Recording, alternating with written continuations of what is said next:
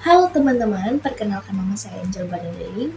Jadi, kali ini saya akan membahas kasus hukum perusahaan yang sangat menarik dan baru saja diputus tahun lalu. Bagaimana sebuah perusahaan tekstil di Pasuruan bisa didenda hampir 50 miliar rupiah.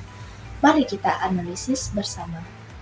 Jadi, kasus ini melibatkan PT SS, yaitu sebuah perusahaan tekstil yang beroperasi di Pasuruan, Jawa Timur. Pada tanggal 27 Desember tahun 2023, Kementerian Lingkungan Hidup dan Kehutanan menggugat perusahaan ini ke Pengadilan Negeri Surabaya. Apa yang terjadi? PT SS terbukti mencemari lingkungan di sekitar pabriknya, tepatnya di lingkungan Kluncing, Kelurahan Petung Asri, Kecamatan Pandaan. Pencemaran ini bukan hanya melanggar peraturan, tapi juga merugikan masyarakat dan lingkungan sekitar. Yang menarik dari kasus ini adalah penerapan prinsip strict liability atau pertanggungjawaban mutlak. Artinya, perusahaan tidak bisa berkelit dengan alasan tidak sengaja atau tidak tahu. Jadi, selama ada pencemaran, mereka harus bertanggung jawab.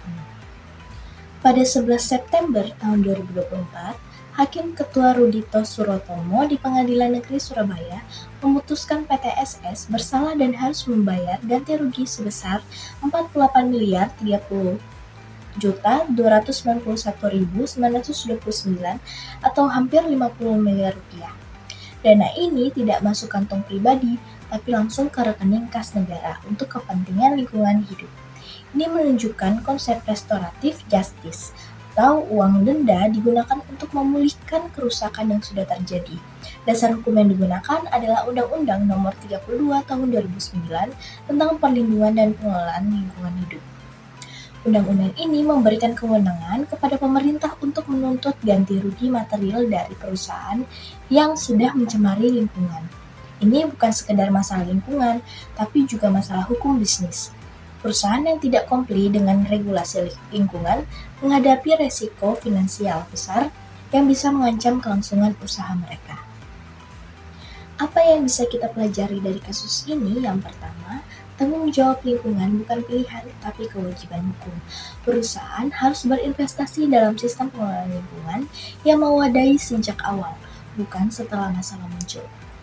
Kedua, konsep Corporate Social Responsibility atau CSR bukan sekedar program CSR tapi kebutuhan legal compliance. Audit lingkungan berkala dan environmental manajemen sistem yang berintegrasi adalah keharusan, bukan kemewahan. Ketiga, dari sisi penegakan hukum, kasus ini membuktikan bahwa gugatan perdata lingkungan adalah instrumen yang efektif. KLHK berhasil membuktikan kerugian material dan mendapat ganti rugi yang substansial. Pesan utama dari kasus ini adalah kepatuhan terhadap peraturan lingkungan bukan hanya urusan etika, tetapi kebutuhan bisnis untuk sustainability jangka panjang. Denda 48 miliar rupiah ini menjadi presiden penting yang harus dipelajari oleh semua pelaku usaha di Indonesia. Terima kasih sudah menonton dan jangan lupa untuk selalu memperhatikan aspek hukum dalam setiap kegiatan bisnis. Bye!